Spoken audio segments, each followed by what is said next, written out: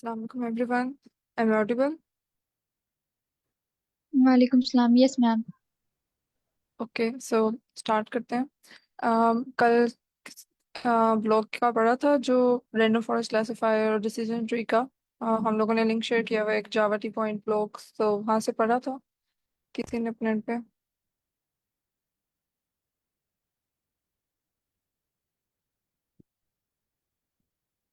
अह, चलिए आज स्टार्ट करते हैं हम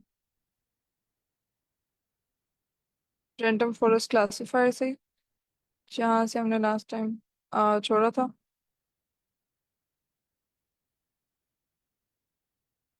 ऑलराइट देन, सो बूटस्ट्रैपिंग क्या होती है इसके बारे में रीड किया सर हारी साहब ने।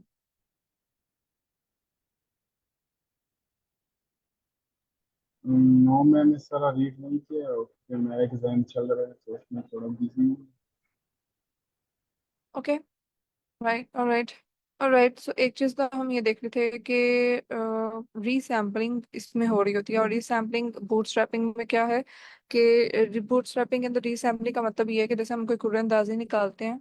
फॉर एग्जांपल, ABCD अगर पर्चियां पड़ी हुई हैं, उसके अंदर कोई भी रिस्पेक्टिव वैल्यू है, और हमने फर्स्ट एक पिक किया, ठीक है, फर्स्ट टाइम पिक किया तो फर्स्ट करने रैंडमली ए की बारी आ गई, ए चूज हो गया।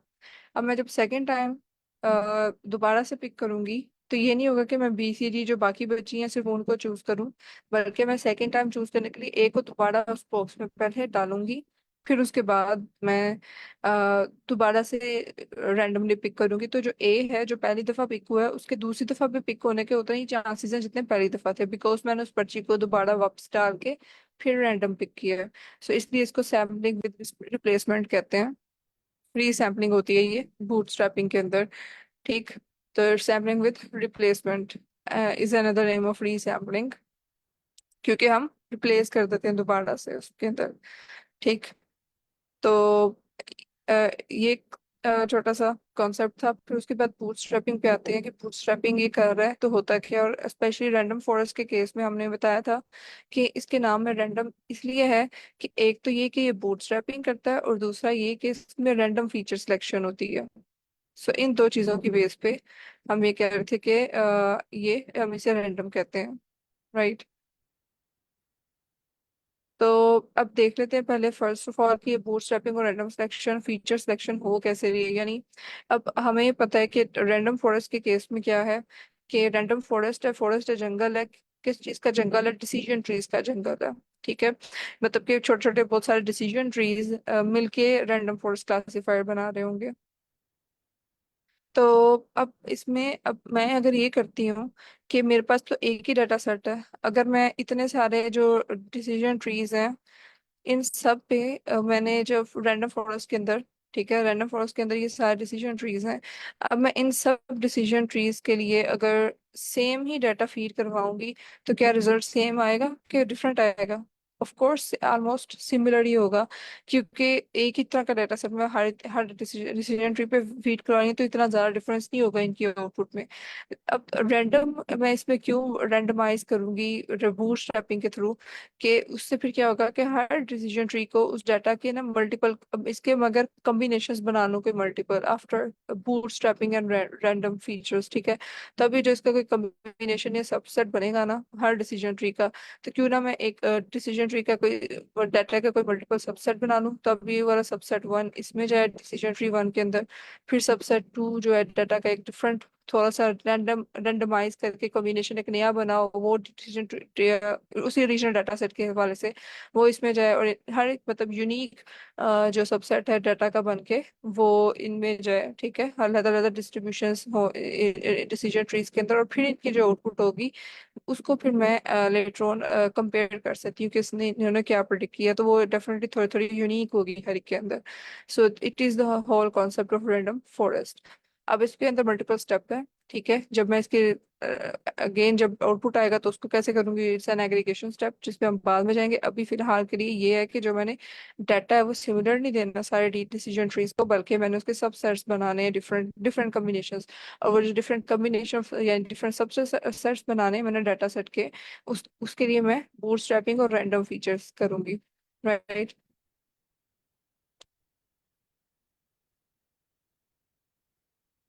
तो ये जो रैंडम फीचर्स हैं अब अ, ये और जो बूटस्ट्रैपिंग है इसको इसके एग्जांपल एक देख लेते हैं कि फॉर एग्जांपल जैसे हमने कल भी स्टार्ट की थी एग्जांपल थोड़ी सी कि अगर मेरे पास फॉर एग्जांपल यहाँ पे x1 है x2 है और इसकी रिस्पेक्टिव वैल्यू y है। ठीक है, तो इस तरह से मेरे पास डाटा है। राइट, तो फॉर एग्जांपल कोई भी वैल्यू इसमें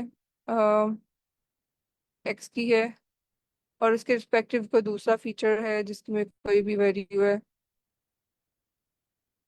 ठीक, और उसके रिस्पेक्टिव कोई भी वाई की वैल्यू है, आई हुई है आउटपुट उसका। अब मुझे वाई प्रिडिक्ट करवाना है टेस्टिंग में, टेस्टिंग डेटा सेट में। बूटस्ट्रैपिंग के केस में again we of course test train split. तो ट्रेनिंग और टेस्टिंग के केस में मुझे वाई प्रिडिक्ट करवाना, और ट्रेनिंग में मैं एक्स और वाई दोनों दे रही होंगी ताकि वो पैटर्न लर्न कर ले। राइट, तो अब इसमें ट्रेनिंग डेटा सेट के अंदर मैं फर्दर इसमें जो है ना इसके अंदर रैंडम सिलेक्शन और बूटस्ट्रैपिंग अप्लाई करके मल्टीपर्पज बनाऊंगी। इसके अभी ट्रेनिंग डाटा सेट के अंदर मैं करने लगी हूँ, जो मैं फर्दर ये काम करूंगी।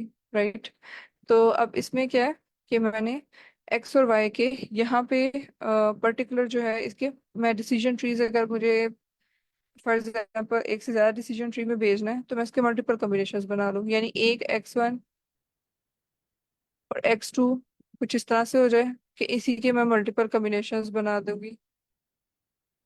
ठीक है, कोई भी इस तरह से x1 की जो भी वैल्यू रिस्पेक्टिवली इनकी है। ठीक है, और इवन 8 दोबारा भी आ सकता है, क्योंकि हमने कहा कि हम जो रिप्लेसमेंट रैंडम सिलेक्शन कर रहे हैं विद रिप्लेसमेंट कर रहे हैं ना, तो 8 दोबारा आ सकता है, इक्वल चांसेस हैं 8 के दोबारा आने के। राइट, और इसी तरह से x2 में भी मतलब कि 9 हो सकता है, 9 दोबारा आ जाए, इसी में दोबारा सिलेक्ट हो जाए। Right, yes, yes sir. Ma'am इसको हम कितने सैंपल्स लेते हैं, मतलब कितने रोज लेते हैं, एक जो हमारा फिक्स होता है उसमें कितने हम ले रहे होते हैं रोज? हाँ, जो नंबर ऑफ रोज सेम रहेंगी बूट स्ट्रैपिंग में। That's a nice question. Boot strapping में नंबर ऑफ रोज जब मैं सैंपल लूंगी ना, number of rose will be same. अगर ओरिजिनल डाटा के अंदर 100 रोज हैं तो जो बूट स्ट्रैपिंग का जो सबसेट डाटा बनेगा उसमें भी 100 रोज ही होंगी। सिर्फ ये है कि उसमें रेंडमाइजेशन कर रहे हैं डाटा डाटा की। ठीक है, यानी एक्स की वैल्यू यहाँ पे कोई और है कॉम्बिनेशन और x2 का। पहले अगर यहाँ पे 4 के साथ यहाँ पे चले, इधर मैं 10 लिख देती हूँ। ठीक है, पहले अगर 4 के साथ यहाँ पे 9 का कॉम्बिनेशन है, यहाँ पे 4 के साथ हो सकता है 10 का आ जाए, रैंडम हो जाएगा। ठीक है, यहाँ पे पहले 8 के साथ 10 है, यहाँ पे 8 के साथ 9 हो जाएगा। तो इस तरह से मल्टीपल पैटर्न जो है डिफरेंस आ जाएगा बस। और नंबर ऑफ रोज सेम होंगी। अगर इसमें नंबर ऑफ रोज 100 है, ठीक है, इसमें भी इतनी ही होंगी। बूट स्ट्रैपिंग में यही है, सैम्पलिंग करते हुए नंबर ऑफ रोज सेम रहती है।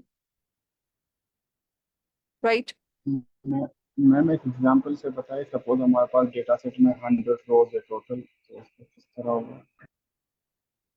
हाँ, ओके, जैसे अभी यहाँ पे कितनी रोज हैं, 1 2 3 4, मतलब फर्स्ट करें ये मेरा पास ओरिजिनल डाटा सेट था, इसके अंदर 1 2 3 4 रोज हैं।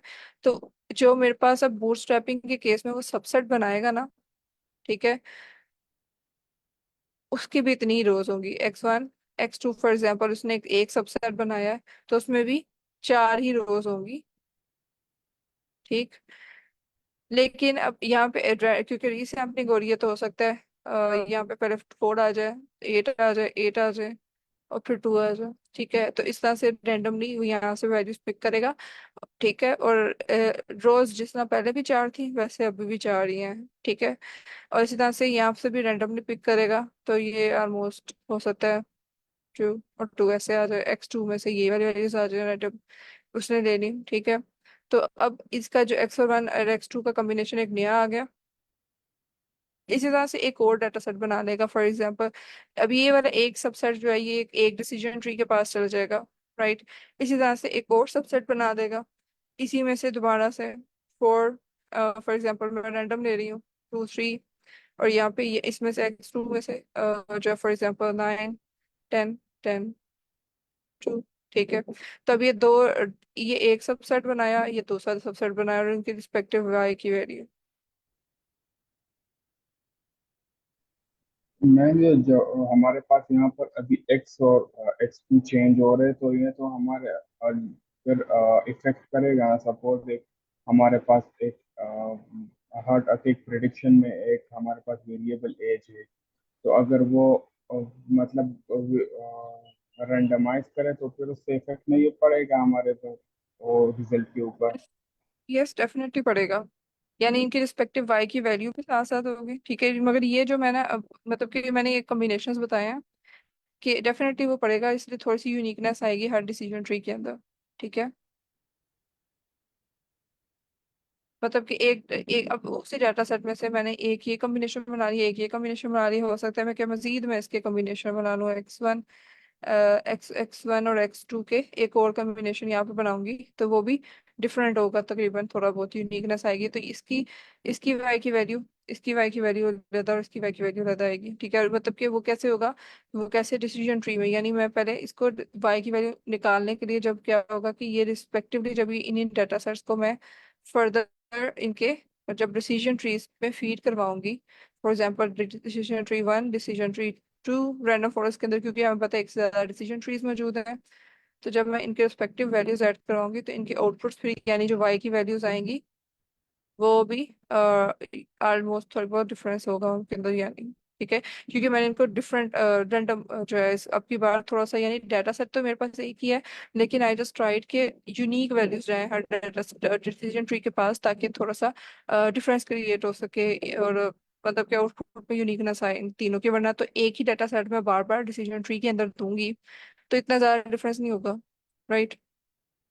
तो बूटस्ट्रैपिंग के थ्रू और रैंडम फीचर सिलेक्शन के थ्रू, रैंडम फीचर सिलेक्शन अब क्या है, बूटस्ट्रैपिंग तो देख ली कि इस तरह से मल्टीपल कॉम्बिनेशन बन सकते हैं, लेकिन अब इसमें रैंडम फीचर सिलेक्शन क्या है, यहाँ पे तो दो थे और मैंने दो ही यहाँ पे अपेरेंटली इसको दे दिए, लेकिन फर्स्ट करें रैंडम फीचर सिलेक्शन, जब मैं बात कर रही हूँ कि वो भी इसके अंदर होती है रैंडम फॉरेस्ट क्लासीफाई के अंदर। तो रैंडम फीचर सिलेक्शन बेसिकली क्या है कि अगर मेरे पास फॉर एग्जांपल यहाँ पे एक्स टू एक्स थ्री एक से ज्यादा फीचर्स हो, ठीक, और उनकी कोई रिस्पेक्टिव वैल्यूज चल रही हैं, 5 6 जो भी है, ठीक है, एक से ज्यादा फीचर्स हैं और उनकी रिस्पेक्टिव ये वैल्यूज है, ठीक है। तो अब इसमें से वो क्या करेगा, जब वो सबसेट बना रहा होगा, हो सकता है कि वो एक दफा में एक्स 1 और एक्स 3 ले ले, ठीक है, एक दफा में वो ले ले, एक दफा में कॉम्बिनेशन ले ले वो एक्स 2 और एक्स 5, ठीक है, और इस तरह से कॉम्बिनेशंस बना ले अलग अलग सबसेट्स के। अब आप ये कहेंगे कि क्या सबसेट में फिर इसका मतलब है कि दो फीचर्स होंगे, नहीं, इट डिपेंड्स। अब इस केस में ये कितने फीचर्स थे मेरे पास, एक दो तीन चार, चार फीचर्स थे, तो चार फीचर्स का फोर का स्क्वायर रूट लें कितना आता है, 2 आते हैं। यस, 2 आता है, ठीक।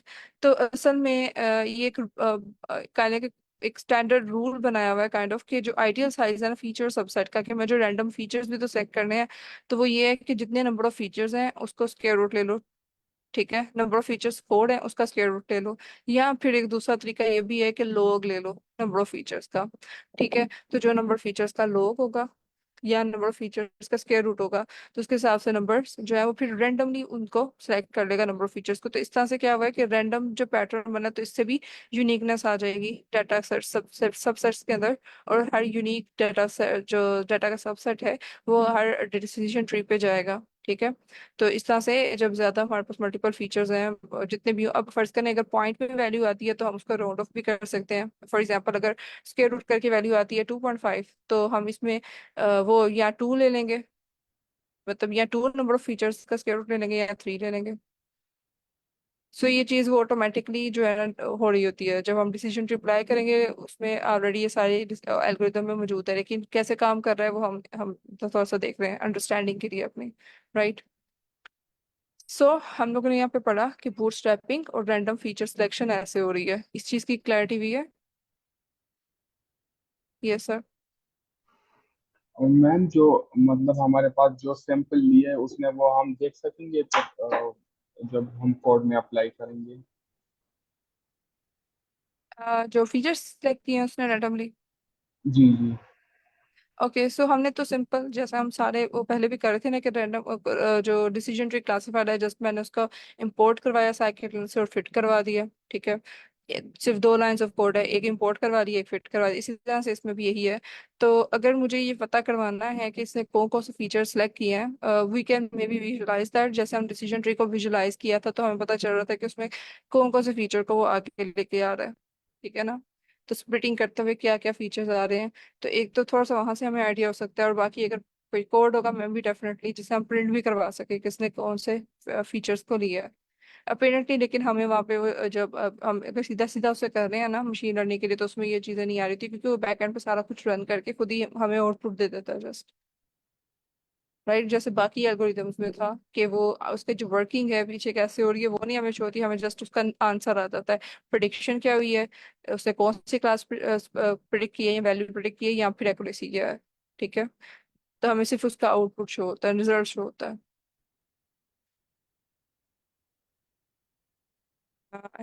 Is it clear? Yes yes, thank you. That's good. Welcome. Okay, so ये दो चीजें हो गई कि हम फिर क्यों कहते हैं कि रैंडम फॉरेस्ट क्लासीफायर में रैंडम का वर्ड क्यों यूज कर रहे हैं। रैंडम का वर्ड इसलिए यूज कर रहे हैं क्योंकि उसमें बूटस्ट्रैपिंग है। बूटस्ट्रैपिंग में भी हमने देखा कि रैंडमली रोज को पिक कर रहा है, नंबर ऑफ रोज सेम रहेगी लेकिन रैंडम सिलेक्शन रैंडमली पिक हो रही है। और इसके अलावा रैंडम फीचर सिलेक्शन हो रही है। रैंडम फीचर सिलेक्शन में हमने देखा है कि जो हम आइडियल साइज है फीचर का सबसेट जब बना रहे होते हैं यहाँ पे कि इतने ज्यादा फीचर्स हैं, तो हम उसके नंबर ऑफ फीचर्स के स्क्वायर रूट या लोग ले लेते हैं, ठीक है, और उसमें से राउंड ऑफ कर लेते हैं या राउंड डाउन कर लेंगे या राउंड अप कर लेंगे। तो जो भी वैल्यू है उसके मुताबिक हम number of rose each subset में ऐड कर देंगे। और फिर लेटर ऑन जो भी हमारे पास अब ये डिफरेंट ट्रेनिंग लेटर्स आए हैं, ठीक है। ट्रेनिंग क्योंकि हम सारा काम किस पे कर रहे हैं, हम इस सारा काम ट्रेनिंग डाटा सेट में कर रहे थे ना। टेस्ट एंड स्प्लिट हमने पहले ही करवा ली हुई थी, राइट। तो ये ट्रेनिंग डाटा सेट पे मैंने लेटर ऑन बूट स्ट्रैपिंग और रैंडम फीचर्स अप्लाई किए, ठीक है। रैंडम फीचर सिलेक्शन अप्लाई करने के बाद अब मेरे पास यहाँ पे ट्रेनिंग डाटा सेट का ही एक डाटा सबसेट ये बन गया, ठीक है। ट्रेनिंग का डाटा सबसेट एक ये हो गया। फिर फॉर एग्जांपल हो सकता है कि एक दूसरा बन जाए डाटा टू के नाम से, और फिर इस तरह से डाटा थ्री के मतलब के नाम से मैं ये सबसेट एक शो करवा देती हूँ। और इन सब की फिर रिस्पेक्टिव जब मैं डिसीजन ट्री अप्लाई करूंगी ट्रेनिंग डाटा के ही इन सबसेट्स पे, इन सब की जो भी अब आउटपुट आई है, अब यहाँ तक तो हमने देख लिया कि रिस्पेक्टिव आउटपुट आ जाएगी, ठीक। अब इनकी जो रिस्पेक्टिव आउटपुट आएगी, अब इसके नेक्स्ट टॉपिक क्या काम है, यहाँ तक तो था ये रिस्पेक्टिव आउटपुट आ गई y1 y1 y, इसको कह सकती हूँ y1 y2 और y3 फॉर एग्जांपल। तो यहाँ तक तो जो मैं कर रही थी इट वाज बूटस्ट्रैपिंग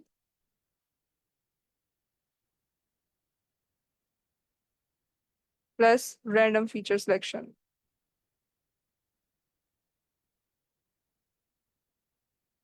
राइट।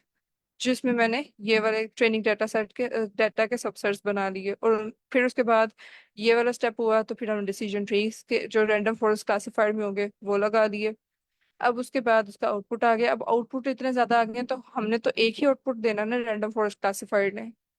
तो क्या करेगा, अब नेक्स्ट स्टेप आ जाता है यहाँ पे एग्रीगेशन का, ठीक है। एग्रीगेशन में वो क्या करता है, वो देखेगा कि अक्सरियत किसकी है, ठीक है। तो जमहूरियत विन करेगी, यहाँ पे वोटिंग होगी, ठीक है। आपको याद हो हमने इंसैम्पल मेथड्स पढ़े थे मतलब जब मैं क्लासिफायर्स का शुरू में बिल्कुल मशीन लर्निंग का जब हम इंट्रोडक्शन दे रहे थे, तो हमने देखा था कि इंसैम्पलिंग क्या होता है। इसके स्पेलिंग गलत हुए हैं एग्रीगेशन के।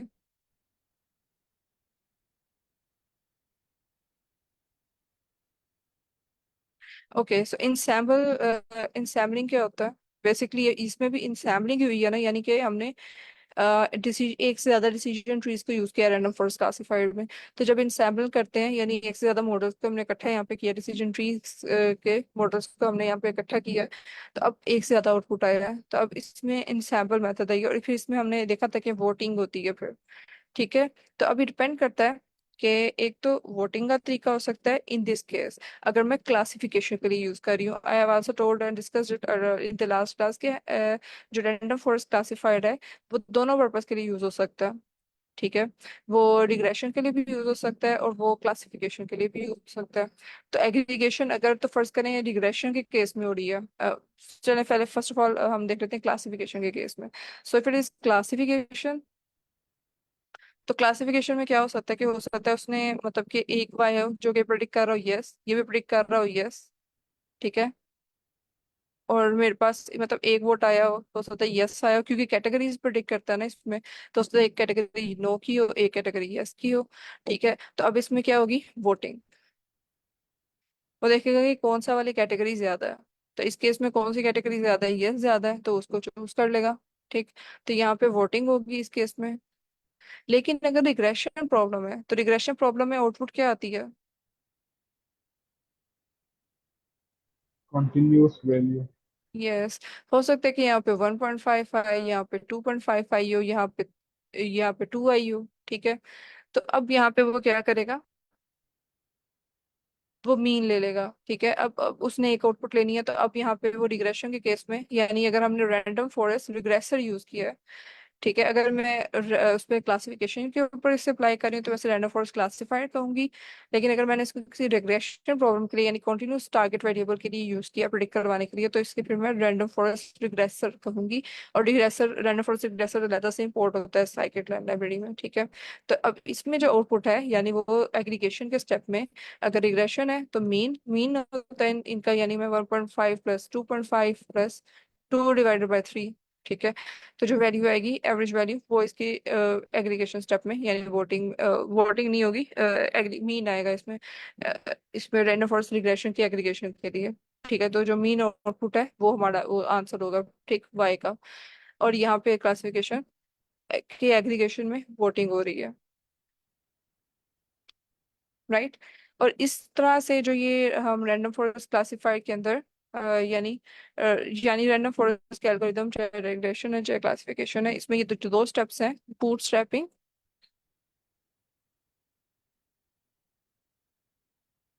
और इसके अलावा जो एग्रीगेशन का स्टेप है, इन दोनों को इकट्ठे मिला के बैगिंग भी बोलते हैं, राइट।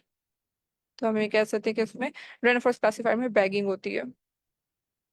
तो एक और टर्मिनोलॉजी यूज होती है, आउट ऑफ बैग पॉइंट्स या sample, out of bag, right.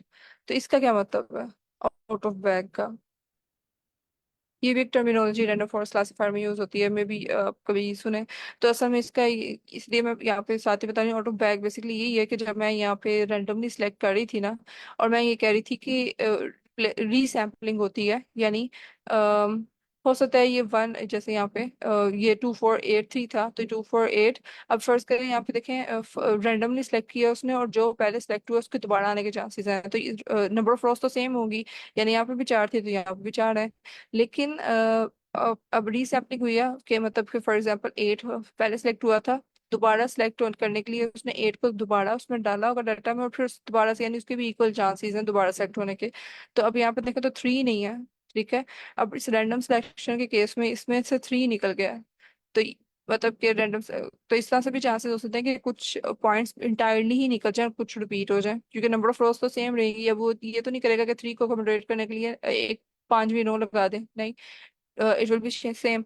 तो इस तरह से जो चांसेस हैं कि जो पॉइंट्स रैंडम सैम्पलिंग करते हुए यहाँ पे रीसैम्पलिंग करते हुए या फीचर सिलेक्शन करते हुए जो डाटा पॉइंट्स निकले हैं, अब वो इसमें डाटा के अंदर और अगर डिसीजन ट्रीज में रैंडम सैम्पलिंग में बिल्कुल नहीं आएंगे, तो उनको फिर हम कहते हैं आउट ऑफ बैक पॉइंट्स हैं, ठीक है।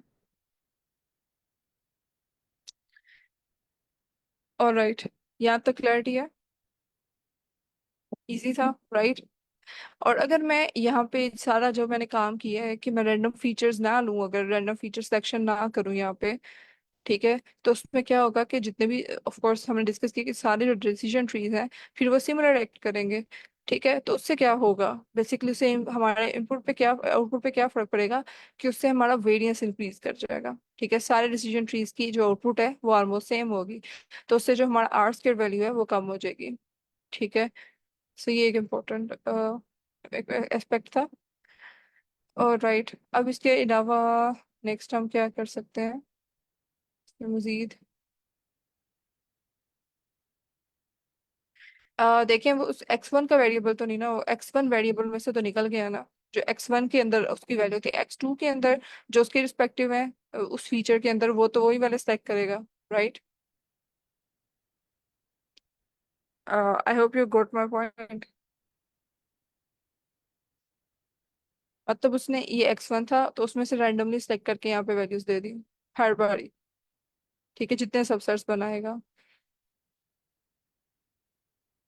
यहाँ पे ये वाला और ये वाला, ये जितने भी सबसेट्स x1 के बनाएगा उसमें रैंडम वैल्यूज दे रहा है, ठीक है। तो वो वैल्यू x2 के अंदर जो 3 है उसकी अपनी x2 की वैल्यू है, राइट?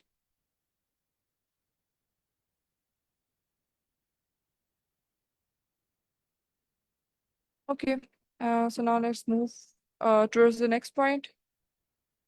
वेरिएंस भी कवर हो गया, आइडियल साइज भी हमने देख लिया, ठीक है। तो अब इसका देख लेते हैं, हमने कल डिसीजन ट्री की जो ड्रॉबैक्स पढ़े थे कि हम क्यों रैंडम फॉरेस्ट की हमें जरूरत क्यों पड़ी। तो क्या थे, कौन रिवाइज करवाएगा कि क्यों मुझे रैंडम फॉरेस्ट की जरूरत पड़ी थी, डिसीजन ट्री में क्या फ्लॉ था?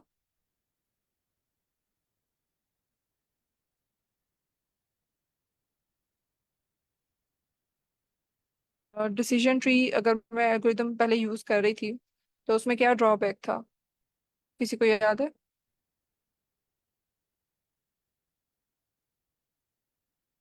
यस। ओके, सो हमने ये देखा था कि वो सेंसिटिव होता है, ठीक है। हमने कहा था कि हो सकता है कि अगर मैंने थोड़ा सा भी चेंज किया ना डाटा में, तो वो पूरा डिसीजन ट्री, एक भी वैल्यू पॉइंट चेंज होने से पूरा डिसीजन ट्री चेंज हो सकता है, ठीक है, क्योंकि वो बहुत ज़्यादा सेंसिटिव है स्लाइड चेंज इन डाटा से। सही। और इसलिए जो इसकी आउट ऑफ सैंपल एक्यूरेसी है वो कम है डिसीजन ट्रीज की, ठीक है। और इसके अलावा, ओके, सो ये चैट में सर शिराज ने कहा कि deals with high dimensional data. Okay, so ये sir I think random forest का बता रहे हैं, reduce overfitting. Okay, so ये इसमें जो डिसीजन ट्री अगर हम यूज कर रहे थे ना पहले, तो उसमें ओवर फिटिंग के चांसेस ज्यादा थे, ठीक है। लेकिन जो हमारे पास रैंडम फॉरेस्ट है, अब उसमें क्या फायदा है कि वो रोबस्ट होगा। रोबस्ट का क्या मतलब होता है?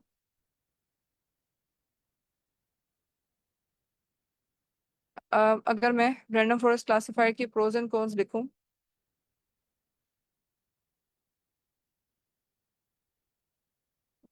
ठीक है, तो इसमें एक जो पॉइंट है कि ये रोबस्ट है, तो रोबस्ट का क्या मतलब होता है?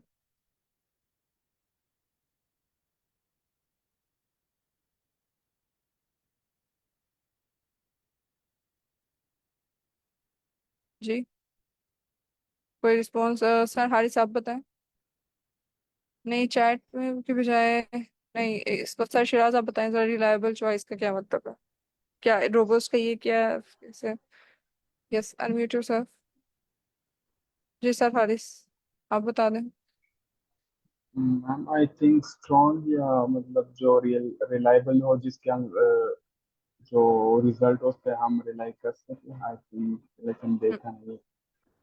ओके, सो रोबस्ट जब भी हम वर्ड यूज करते हैं ना किसी एल्गोरिथम वगैरह के लिए, तो इसका मतलब ये होता है कि स्लाइड चेंजेस से वो मतलब डीट हो थोड़ा सा, यानी उसको जल्दी फर्क ना पड़े, ठीक है। स्लाइड जो भी, हाँ, जो भी डाटा सेट के अंदर चेंजेस हुई हैं, ठीक है, या कुछ एरर या आउटलायर हो, उसके जल्दी इन्फ्लुएंस ना हो जाए, सेंसिटिव ज्यादा ना हो, तो उसका ऑपोजिट, फिर हम सेंसिटिव का ऑपोजिट यूज कर रहे हैं, रोबस्ट है, ठीक है। स्लाइड चेंजेस से ये जल्दी वो अपने पूरे रिजल्ट को सेंसिटिव नहीं हो जाता।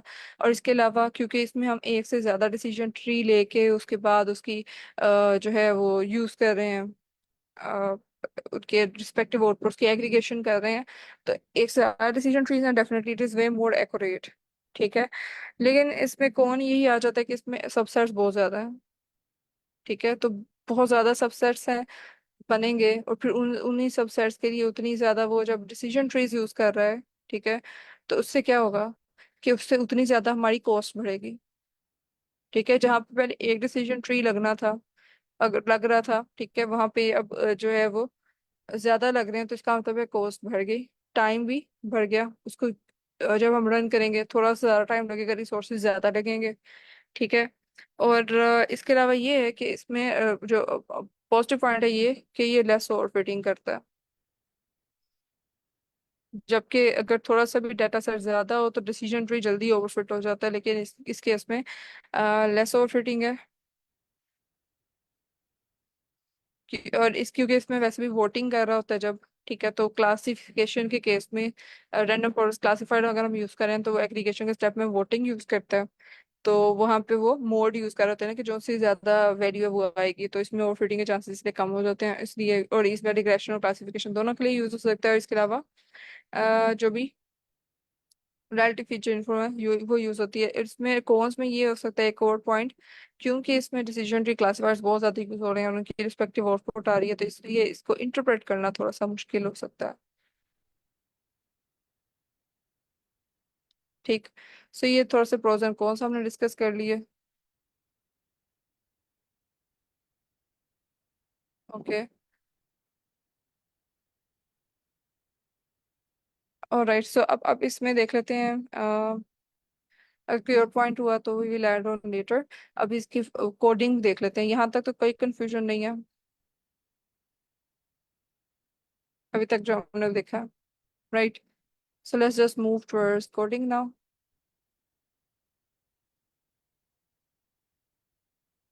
ओके, सो हमने पहले जो आइरिस का डेटा सेट था उस पे हमने डिसीजन ट्री अप्लाई किया था,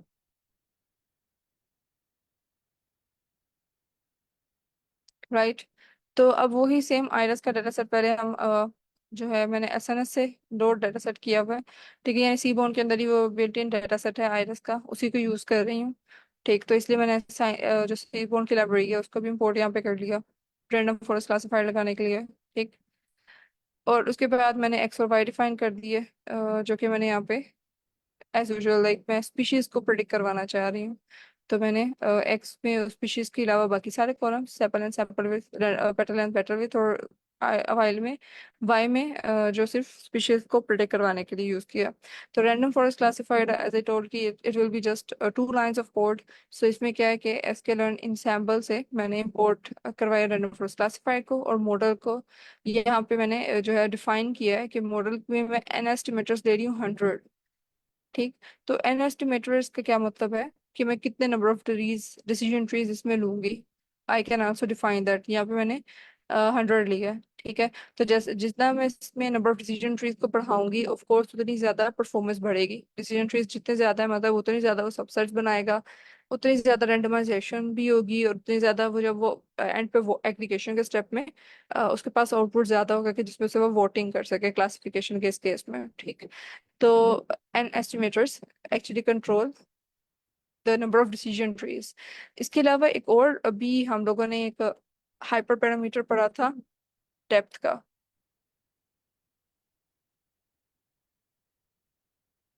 मैक्सिमम डेप्थ डिसीजन ट्रीज में पढ़ा था, कोई डेप्थ को कंट्रोल करने के लिए था। तो वो क्या कहता है, उससे क्या कंट्रोल होता है, ये हमने डिस्कस भी किया हुआ लास्ट क्लास में।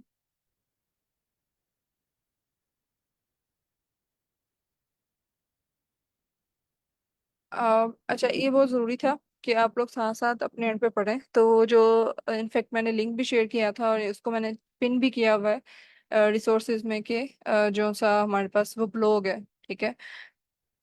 तो you should have actually go through that, ठीक है, ताकि आपके इस तरह से, वरना आप भूलते जाएंगे तो it will be a no hap कि कोडिंग खाली करना ये तो सिर्फ 2-3 लाइंस का काम था, ठीक है। इससे आपके वो कॉन्सेप्ट सही क्लियर नहीं होने थे, that's why we are actually spending some time on its theory.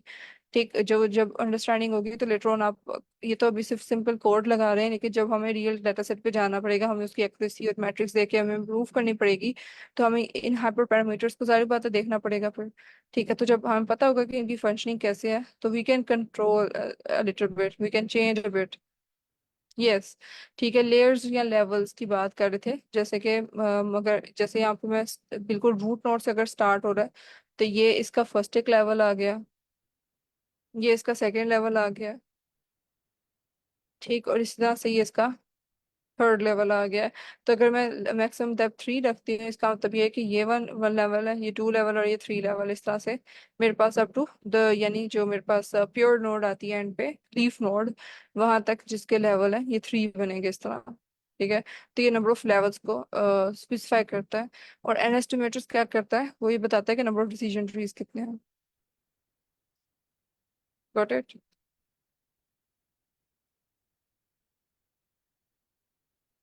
Yes sir Siraj, thank you for adding. Okay. तो अब यहाँ पे मैंने रैंडम फॉरेस्ट क्लासिफायर लगा लिया। ठीक, अब उसके बाद एक तो ये तरीका था कि जिसमें I can just simply add the whole data. ठीक है, सारे डाटा पे फिट करवा लिया और किसी भी अननोन वैल्यू को पकड़ के उसमें से प्रिडिक्ट करवा दिया। और वो मुझे ये बता देगा कि इसमें क्या इसकी स्पेशी है। ठीक है, इससे क्या मेरी प्रिडिक्शन आएगी, इट विल बी कि मैंने इसमें sepal and sepal width, petal and petal width की वैल्यू दे दी है, और अब मुझे वो बता देगा कि क्या ये सेतोसा है, वर्जीनी का है, या जो भी। ठीक है, वो स्पीशी का नेम बता देगा, वाई प्रिडिक्ट कर देगा। सही, इस तरह से। लेकिन चूंकि हमें पता है कि बेस्ट प्रैक्टिस यही है कि मैं उसमें टेस्ट रन स्प्रेड करके करूँ। ठीक, तो मैंने इसलिए इसको कमेंट डाउन कर लिया था, अदरवाइज इसकी आउटपुट क्या होनी थी कि मुझे कोई ना कोई स्पीशी बता देता, नेम बता देता इन तीनों में से। तो बहरहाल मैंने इसमें पहले साइकिल से मॉडल सिलेक्शन से ट्रेन टेस्ट स्प्रेड किया। ठीक है, ट्रेन टेस्ट स्प्रेड। तो एक्स ट्रेन, एक्स एक्स की वैल्यूज पहले लिखी, X train, X test, Y train, Y test. फिर उसके बाद आई एम जस्ट सेइंग के टेस्ट ट्रेन स्प्रेड कर दो एक्स और वाई को, और टेस्ट साइज यहाँ पे मैं रख रही हूँ कितना, 10। यानी कि 90-10 में ये स्प्लिट होगा। 90% of data will go into training in this case. ठीक है, रैंडम स्टेट मैंने इसको 0 सेलेक्ट कर लिया। सही। आ, तो ये अब इसने प्रिडिक्टेड वैल्यूज में जब मैंने देखा इसे प्रिडिक्ट करे एक्स टेक्स्ट को, तो इसने मुझे ये जो लेटर मतलब ट्रेनिंग डाटा से ये जब ट्रेन हो गया मॉडल, उसके बाद जब मैंने इसे एक्स टेक्स्ट दिया, ठीक है, तो प्रिडिक्टेड वैल्यू मेरे पास इस तरह से शो हो रही है रिस्पेक्टिवली। अब मुझे क्यों ये स्कोर निकालना है, तो मुझे इसके वाई टेस्ट जो मैंने इसको नहीं दिया था, ठीक है, जो मुझे एक्चुअल वैल्यू एक्स टेस्ट के अगेंस्ट पता है, ठीक है, एक्चुअल वैल्यू जो वाई टेस्ट की थी उसको यूज करके, और जो मेरे पास यहाँ पे प्रिडिक्टेड स्कोर है, ठीक है, एक्स टेस्ट और वाई टेस्ट, ठीक है, इनका इसने स्कोर निकाला हुआ है यहाँ पे। एक ये 0.933 आया, और इसके अलावा इसमें एक और चीज़ ये है कि जो मेरे पास वाई टेस्ट है, ठीक है, और प्रिडिक्टेड वैल्यू, यानी प्रिडिक्टेड वैल्यू जो मैंने यहाँ पे निकाली है। अब यहाँ पे यहाँ पे इसको मैं, just give me a moment.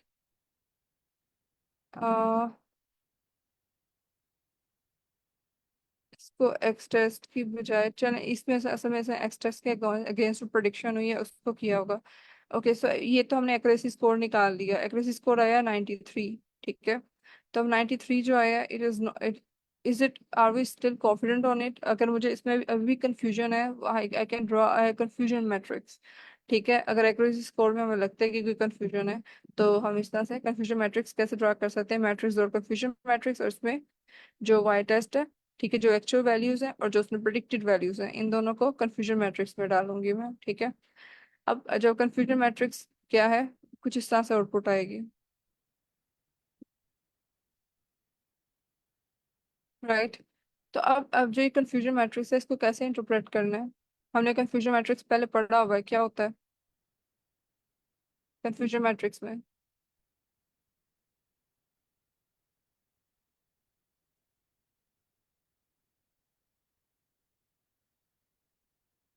Okay, so हमने इस तरह से कुछ पढ़ा था कि कुछ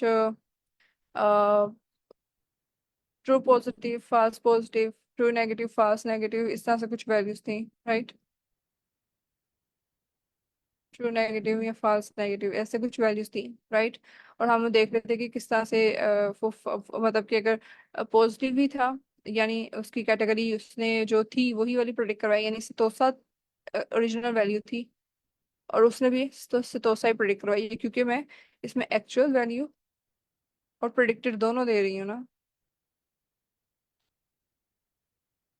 हम्म, यस, पॉजिटिव नेगेटिव की वैल्यूज आ रही थी इसमें।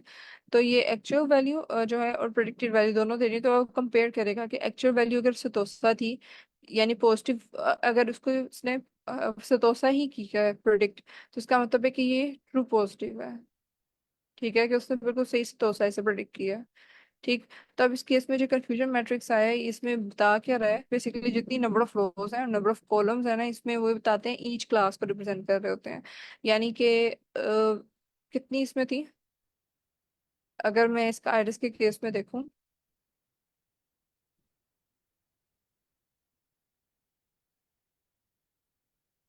ओके। सो अगर मैं इसमें देखूं कि आइरिस के केस में कौन सी तीन स्पीशीज थी।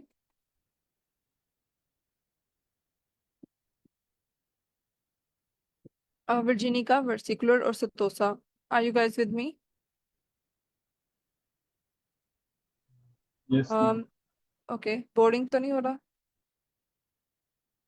No ma'am. ओके। ठीक है, तो इसमें जो भी मेरी क्लासेस थी, ठीक है, यानी यहाँ पे वर्जिनिका, सतोसा और वो लिख देती हूँ मैं, वर्सिकुलर। ठीक है। अब ये मेरी तीन क्लासेस हैं, ठीक है ना। तो इसलिए जितनी मेरी क्लासेस हैं, तीन क्लासेस हैं इस केस में, जो स्पीशीज की हैं, वर्जीनिया का, वर्सिकुलर और सेटोसा।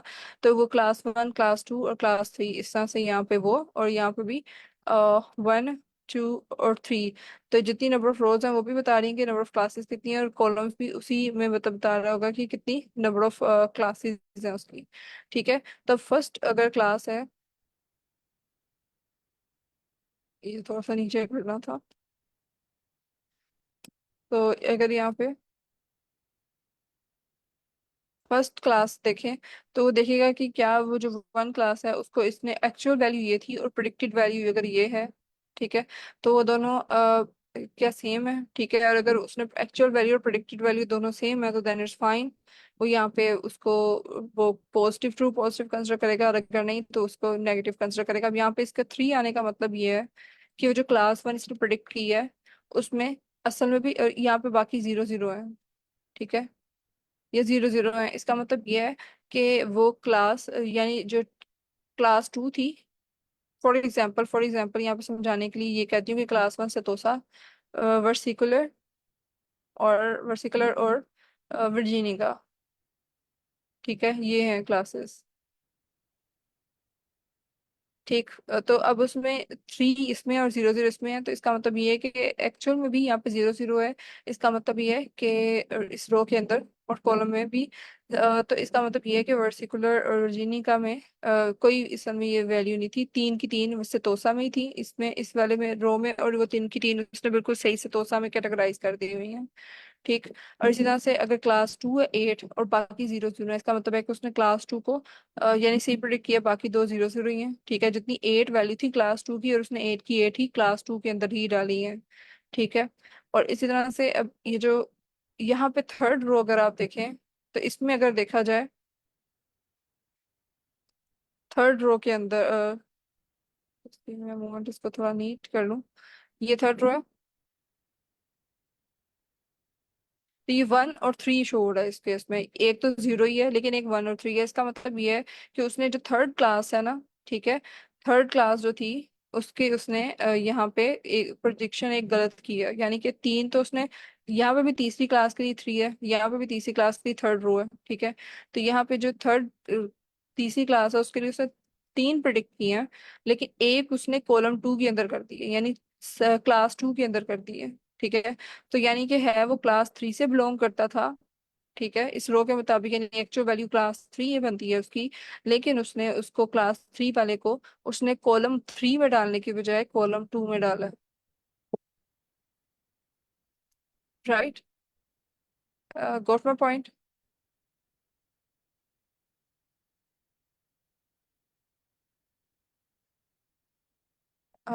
इसमें कोई कंफ्यूजन है? कौन बताएगा मैंने ये जो भी बताया कंफ्यूजन मैट्रिक्स का?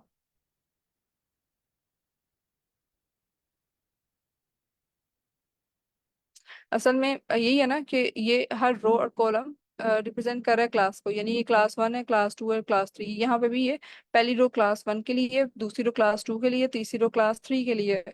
तो अगर रो और इसमें मतलब कि पहली जो रो है उसकी वैल्यू पहले कॉलम में ही आ रही है, इसका मतलब है कि क्लास वन की उसने जो ओरिजिनली क्लास वन थी उसको उसने प्रिडिक्ट भी क्लास वन में ही किया है। ठीक है। इसी तरह से जो दूसरी रो है उस केस में भी उसने देखें तो उस दूसरी रो की जो वैल्यूज हैं उसने दूसरे कॉलम में ही डाली है। इसका मतलब है जो ट्रू एक्चुअली ट्रू जो वैल्यू थी ट्रू थी, अगर उसकी क्लास टू से ही बिलोंग करते थे उसने प्रिडिक्ट भी, यानी जो वाई टेस्ट में जो क्लास टू से बिलोंग करती थी ना, एट एट वैल्यूज थी, और उसने वो सारी की सारी एट वैल्यूज सेकंड कॉलम में ही डाली है। ठीक है, तो इसका मतलब है ये भी ठीक है। लेकिन क्लास थ्री के केस में जो थर्ड रो बनती है, ठीक है, उसमें उसने क्या किया है कि यहाँ पे भी थर्ड कॉलम में आनी चाहिए थी सारी वैल्यूज, लेकिन उसने क्लास थ्री की कुछ वैल्यू, एक वैल्यू को क्लास कॉलम टू के अंदर कर दिया, यानी उसने क्लास टू में डाल दिया और असल में वो क्लास थ्री की वैल्यू थी, थर्ड रो की थी।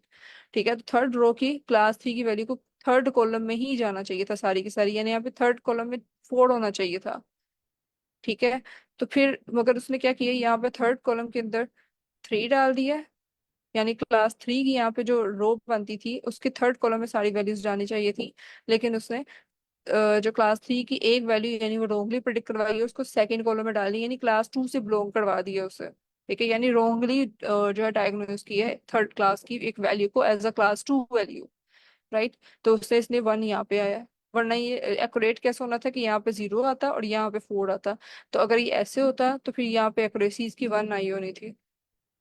लेकिन ये एक्यूरेसी कम में भी इसलिए हुई है क्योंकि एक एक जो क्लास है उसने इसको मिस रिप्रेजेंट मिस लेबल कर दिया, और ये हमें कंफ्यूजन मैट्रिक्स से पता चल रहा है। राइट, ये क्लियर है चीज?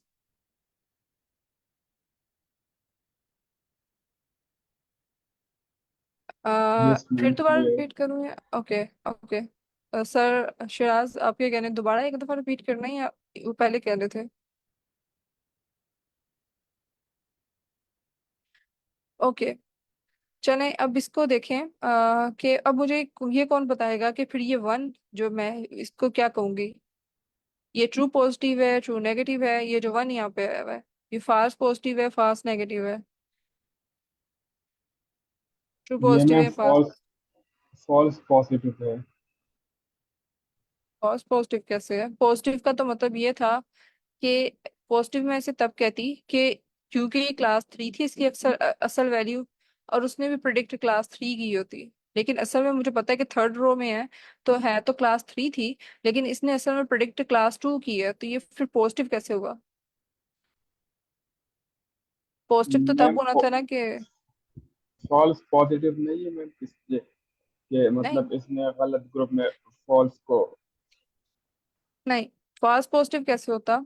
फास्ट पॉजिटिव ऐसे होता है, ये वाला जो केस है ये टू के लिए फास्ट पॉजिटिव है, मतलब कि उसने गलती से पॉजिटिव कह दिया टू के अगेंस्ट में उसे, तो ये टू के क्लास के हिसाब से देखें तो ये फास्ट पॉजिटिव है, मतलब कि टू के लिए ये, क्योंकि उसने पॉजिटिव कह दिया टू इसके इसको वन वाले को टू पॉजिटिव कह दिया, लेकिन मुझे टू पॉजिटिव इसने वन मतलब क्लास टू के लिए इस वन एक एक वैल्यू को उसने क्लास टू के लिए पॉजिटिव कहा है, जबकि वो गलत पॉजिटिव है, वो टू से बिलोंग नहीं करती थी वो थ्री से बिलोंग करती थी। तो इसलिए मैं ऐसे कहूंगी कि ये वाली जो वन वैल्यू है क्लास टू के हिसाब से ये फास्ट पॉजिटिव है, वी कैन से दैट। लेकिन असल में अब ये थ्री क्लास से बिलोंग करती है और ये वन उसमें रोंगली आया हुआ है, तो इसका मतलब ये एक तो ये कि उसने नेगेटिव नेगेटिव प्रिडिक्ट किया ना, यानी कि अगर वो बिलोंग करती थी थ्री क्लास से तो उसने उसको क्लास थ्री प्रिडिक्ट नहीं किया। ठीक है, तो वो नेगेटिव हो गया, ऐसे ही है।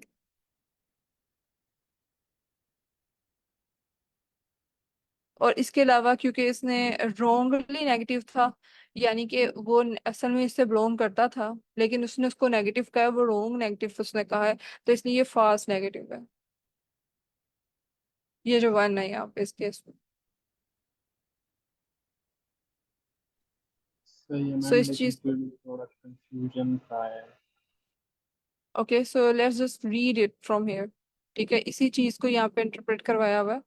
सो यहाँ पे अगर आप इसको रीड करें कि क्या है ये, अगर मेरा आउटपुट ऐसा आया कंफ्यूजन मैट्रिक्स का तो क्या बता रहा है कि इसको रीड अगर आप करें तो each row of matrix corresponds to true class labels. ठीक है, तो जो रो है वो ये ट्रू वैल्यूज बताएगा कि क्लास वन से ये पहली रो, क्लास टू से दूसरी रो, क्लास थ्री से तीसरी row. Each column represents the predicted class labels, जितनी ये कॉलम्स हैं, पहला कॉलम क्लास वन के लिए, दूसरा कॉलम क्लास टू के लिए, जो उसने प्रिडिक्ट किया, ठीक है। तो जो ईच कॉलम है वो रिप्रेजेंट करता है कि प्रिडिक्टेड क्लास लेवल्स हैं, और रो रिप्रेजेंट करती हैं एक्चुअल कैटेगरीज को। तो फर्स्ट रो में अगर 300 आया है तो इसका मतलब ये है कि फर्स्ट रो थी यानी ट्रू। रो वाइज देखें तो ये रो वाइज ये क्लास 1 है, और कॉलम वाइज देखें तो पहला कॉलम क्लास 1 है।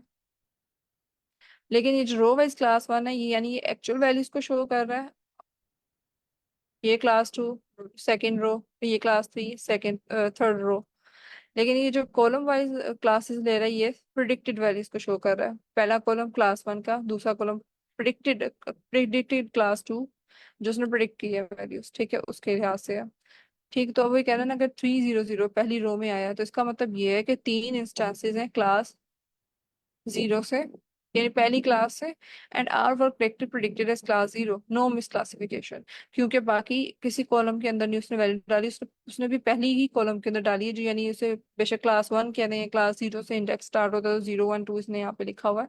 मैं 1 2 3 कह रही थी। तो एनी ये यानी फर्स्ट क्लास ही बिलोंग करता था, रो वाइज भी पहली क्लास थी। और उसने प्रिडिक्ट जो किया तो उसने भी पहले कॉलम में ही डाला, दूसरे या तीसरे कॉलम में नहीं डाला। अगर वो दूसरे कॉलम में डाल देता तो इसका मतलब ये उसने गलत प्रिडिक्ट किया, क्योंकि उसने क्लास 2 में कर दिया उसको।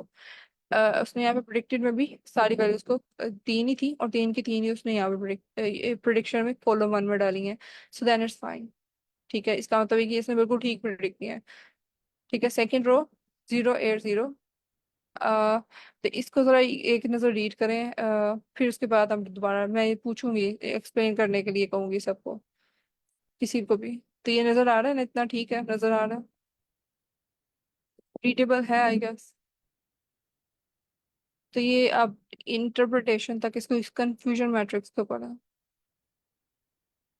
You have some 2 minutes, 3 minutes लेना चले। समझ नहीं आई सर शराज को भी। ओके, चलें इसको रीड करें जरा, या फिर ऐसा करते हैं कि मैं ये अभी थोड़ी देर में कर दूंगी गिटहब पे। तो घर आप ये रीड करके आइएगा अपने end पे, और कंफ्यूजन मैट्रिक्स को पढ़ के भी आएगा कि how to interpret the result of confusion matrix. अगर नहीं भी होता तो आप अपने एंड पे यानी इंटरप्रिटेशन ऑफ कंफ्यूजन मैट्रिक्स को देख सकते हैं। ठीक है, जो इंटरप्रिटेशन है क्या होती है। तो हो सकता है आप अपने एंड पे रीडिंग करके आए, और फिर उसके बाद ये जो मैंने भी लिखा होगा ये शाम तक, या अभी थोड़ी देर तक मैं इसको कर देती हूँ, लेकिन you should not wait for me to commit, आप इसको उससे पहले भी रीड कर सकते हैं। तो सो ये लाइक आप जब रीड करेंगे, आई थिंक आपके काफी ज्यादा, जैसे फास्ट नेगेटिव है तो उसकी डेफिनेशन देखेंगे, for a particular class occur when actual class is positive. ठीक है, वो पॉजिटिव था, लेकिन उसने उसको किसी और क्लास में डाल दिया, उसने कहा वो क्लास 3 से बिलोंग नहीं करता। तो जब उसने असल में क्लास 3 से वैल्यू बिलोंग करती थी, क्योंकि तीसरी रो में है, तो एक्चुअल वैल्यू इसकी 3 थी, क्योंकि ये तीसरी रो में थी, क्योंकि रोज बता रही है एक्चुअल वैल्यू को।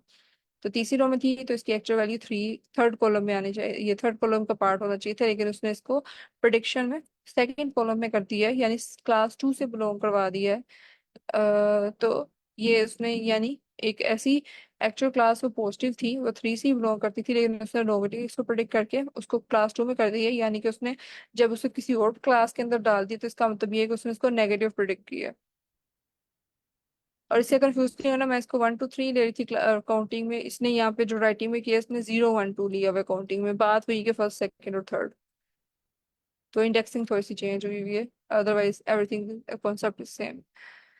ओके, तो ये जब आप रीड भी करेंगे अपने आप पे, सो आई होप इसको हम कल दोबारा से डिस्कशन में ले सकते हैं। और अब लाइक आई होप कल तक वैसे भी आपकी कंफ्यूजन, मगर शर्त यही है कि आप अपने आप पे पहले इसको पढ़ के आए, अदरवाइज डिस्कशन का फायदा नहीं होगा। राइट।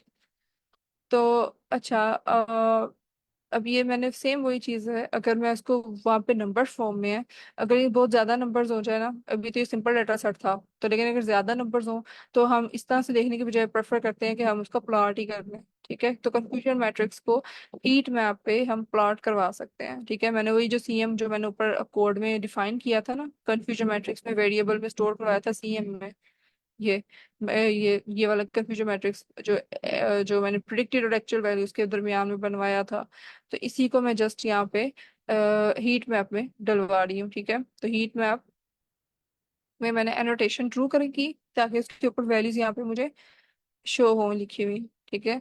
उसके अलावा ये जस्ट ये के पॉइंट्स के बाद डेसिमल कितने वैल्यूज हो, लाइन विड्थ कितनी हो, स्क्वायर है, सी मैप, स्पेक्ट्रल है, ठीक है। इसमें कलर मैं चेंज भी कर सकती हूँ, ठीक है। लेबलिंग की हुई है, again simple is it as it is, ठीक है। और इसने एक्यूरेसी स्कोर भी एज अ टाइटल में प्रिंट करवाया है यहाँ पे, ठीक।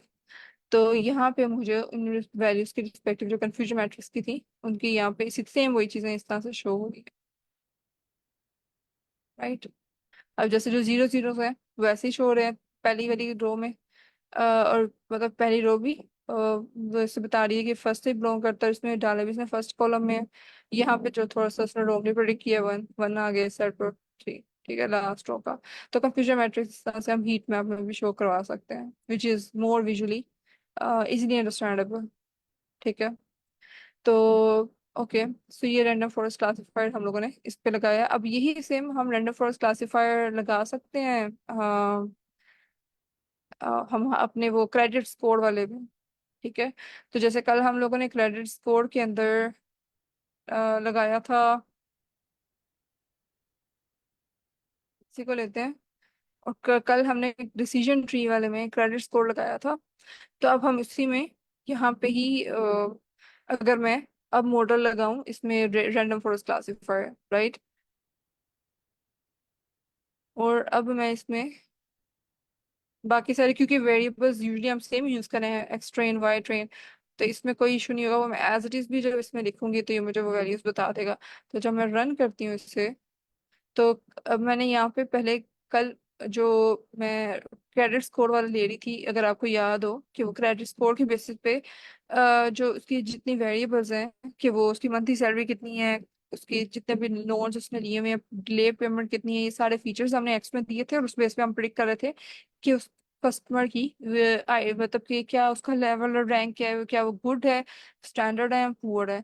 तो अगर वो गुड, स्टैंडर्ड या पुअर है उसके हिसाब से हम जो है उसमें उसके मतलब वो लोन सेक्शन करेगा लेटर ऑन। तो डिसीजन के लिए जरूरी है कि हमें पता हो कि क्या लेवल है, ठीक। तो ये कुछ इसमें अभी इसमें टाइम ले रहा है क्योंकि ये रैंडम फॉरेस्ट क्लासिफायर है, तो डिसीजन ट्री से थोड़ा सा ज्यादा टाइम लेगा क्योंकि